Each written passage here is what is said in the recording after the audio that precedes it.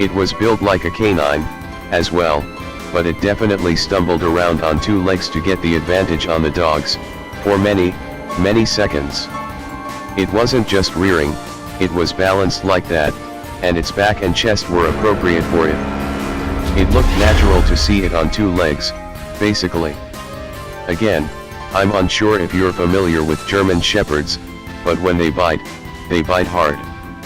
They're the third or fourth hardest biting dog in the world, pound for pound, if I remember correctly. When they bite down, they don't let go. Beaver, at least, had some great purchase on this thing's arm and heard a loud crack and the most horrific bark scream released. Max was just snapping and ripping into whatever he could grab, I think. Dad didn't shoot, I don't think he wanted to hit the dogs, and I didn't either, so I didn't waste my shot. The dogs did good work, and I don't think this monster even wanted to fight, but we walked up on its house in the middle of ass-fuck nowhere. Hear a more normal yelp and Max's head gets drizzled in blood. The ugly thing flails and Beaver drops a few feet to the ground, as it had been swinging the dog a bit. It screamed again and then sprinted on its hind legs, and lost sight of it after it left the grove. This is where the nightmares ended, at least. Max's ear had a hole in it, towards the middle, and had likely been bitten. It bled a lot but was minor, and he's had far worse. Beaver was unscathed. Thankfully, overall, none of us were really hurt. Blood was all over the clearing, and in both dogs' mouths. I crept down from the tree, and Nick got off the rock spire. I landed on the .22 handgun, where it had been thrown and knocked into the mongrel. Picked it up, shoved it in my pocket, and ran to my dad, too scared to cry. Nick was shell-shocked, as well. The dogs gave pursuit but my dad called them back. None of us said anything, really. We walked back to the campsite. I don't remember ever putting the rifle down, and Dad still had a fully loaded gun. The dogs were still aggravated, but seemed quieter, as if they believed the fight was over. Tent, my dad, and I clutching guns, Nick just staring. Come dawn, we packed up and marched out, still not talking about it. When we got back into town, my dad looked at us in the back seat and said it was some kind of diseased coyote, and to not worry about it. We nodded, not really knowing anything else to say. None of us believed it. It was a short encounter, relatively, but we were all scared out of our minds, because that tall-ass white faggot wasn't a damn coyote. Nick and I neglected to really keep in touch once soccer season ended, and by then I had gotten a job, so I didn't sign up again. I tried to bring it up to Dad once but he just shook his head and told me to stop thinking about it. We've never talked about it since. I've been out to the Badlands a few times since then, because I still love it, and my dad has too, having once been a part of search and rescue a few years ago. We've never seen anything, and though we don't mention it, we make a point to never go anywhere within 10 miles of the grove. I would really have loved to not ever think about this again, and for a few years, I haven't. I'm 20, now, and the last 2-ish years, it's mostly faded from memory. But in the past week, the nightmares are resurfacing, likely because of stress from other things in my life, and I need to talk this out somewhere, so I put it here. So that concludes my story, X. If anyone has had a similar experience with that white hellspawn, or has questions, I'll probably be awake another hour or so. X moves slow, and I'll be back in the thread tomorrow. Beaver's older, but is still healthy, and Max's ear healed fine. He's past elderly now, and missing most of his teeth, but both dogs made it out okay, for those concerned. What you found was just a mod for Skyrim. No, it definitely wasn't a werewolf or anything similar. I've looked at all the descriptions. I put years into this thing and I have no idea, still, what it was. The only things it resembles aren't canine at all, really. That seems about right. I know it was in range of a clusterfuck like that, but after looking on the maps and the satellite view, it's difficult to pinpoint it more exactly than that. It's probably fairly accurate. I'd have to get out there to be more exact, and bear in mind it's been a long time since I've been out near the grove. He did.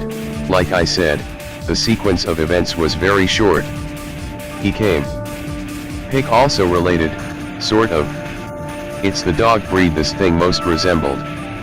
That type of really skinny build and long neck and head. No ears, though, still. May have had them, but I didn't see any. Going to actually get to work on the sketch now. Someone can work with this, right? Anyone. Polish the basic idea, make it more. Not shit. Trips here, with the drawing I promised. Can you give me more details on it? Which of the hands is right, a better pose, 2 canine or 2 human? Skinny enough? I'll do a better sketch in a better pose. But I'll need more info, and to be out of class, to do that. Fuck, man. I got shivers looking at it. That's really close. The correct hand would be about a mix of the two, shorter digits than the right, longer than the left. Not quite like fingers, but longer than normal animal toes. It's a bit too human, needs to be more on the canine side. The head looks nearly exact, but the body is too human. Is this closer? I tried to fix the orientation while still keeping it reasonably able to be bipedal. Is there anything else you can tell about it? On mobile, hope it doesn't stupid up the picture. That's about perfectly on it. That's so damn uncomfortable to look at.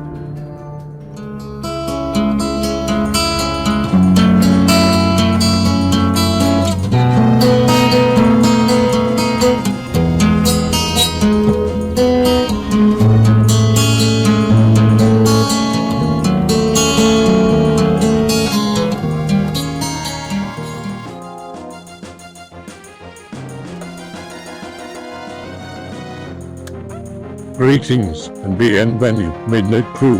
Thank you for returning to this broadcast. And welcome to new viewers joining us for the first time. If you like a video, then feel free to subscribe.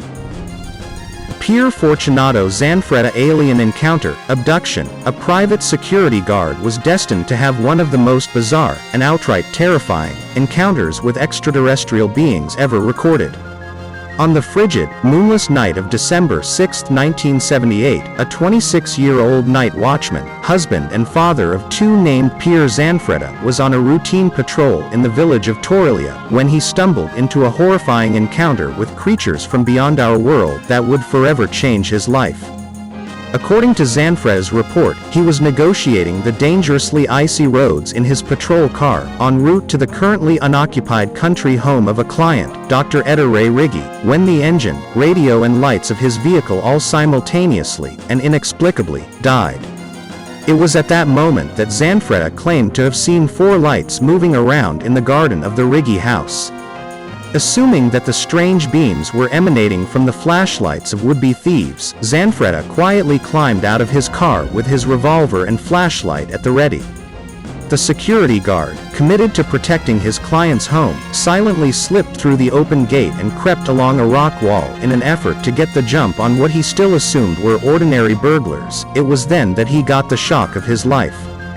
Just as he was preparing to leap out to confront these trespassers, Zanfretta felt something touch his shoulder from behind. He spun around, revolver in hand, but instead of finding an average human criminal illuminated by his flashlight's harsh glare, he saw an entity that he described as being an enormous green, ugly and frightful creature, with undulating skin, as though he were very fat or dressed in a loose, gray tunic, no less than 10 feet tall. In later interviews, descriptions of these ostensibly interstellar beasts including such features as hairy, greenish skin, points on the sides of their faces, rounded fingertips, monstrous, yellow triangular eyes and red veins across the forehead. Loro sono tutti uguali, sono alti, verdi, gli occhi gialli, triangolari, delle vene rosse sulla testa. Based on this depiction, these life forms may be akin to what some believe are a particularly nasty breed of ET known as reptoids or reptilians. Zanfretta also described a unique mechanical apparatus that fit over their mouths, which enabled them to breathe in Earth's oxygen-rich atmosphere. Later, while under hypnosis, he recalled asking these creatures about the odd device, "Why don't you have a mouth? You get only those irons with a net, which give out light." Zanfretta was so stunned by the sight before him that he immediately dropped his flashlight, but he managed to hastily snatch it up and sprint away from this bizarre creature. As he approached his car, Zanfretta would testify that a brilliant light began to loom up behind him. He looked over his shoulder to see a massive, triangular shape, which blinded him with its luminosity.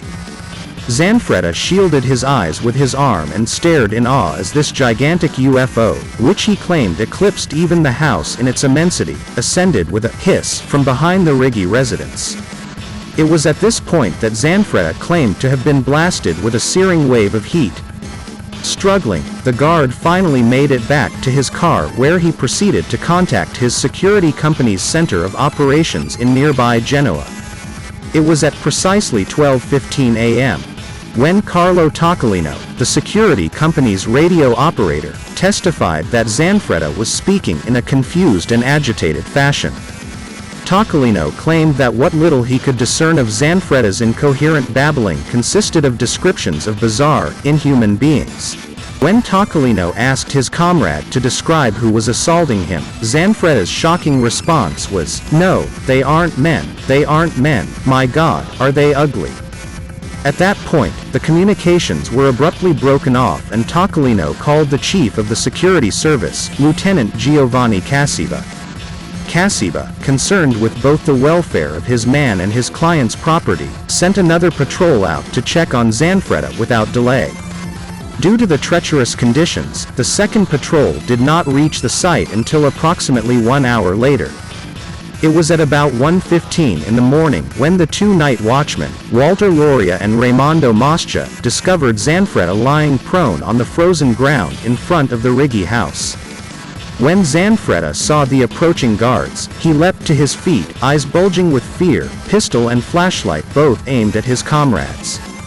Loria and Mosca both attested that the usually timid and lucid family man was irrational and did not appear to recognize them, nor did he seem comprehend their urgent requests for him to lower his weapon. The guards, fearing for their own welfare, rushed Zanfretta and fortunately managed to disarm him before there were any unintentional casualties. The pair later testified that they were shocked to discover how warm his clothes were, despite the fact that he had apparently been laying on frozen ground for the last hour. This event was so disturbing that the Italian military police, the Carabinieri, were immediately dispatched to the area in order to investigate. The very same night they found two distinct marks in the frost-smothered grass behind the country home. These immense imprints, which some have speculated may have been created by the triangular UFO's landing gear, were measured to be 9 feet in diameter and were shaped like horseshoes. The commandant of the Torrilia station, Antonio Nucci, who had known Zanfretta for many years, stated unequivocally that he believed in the veracity of the guards' frankly extraordinary testimony. When asked his opinion of the mental stability of this professional sentry, Nucci answered, "I can state with certainty that he is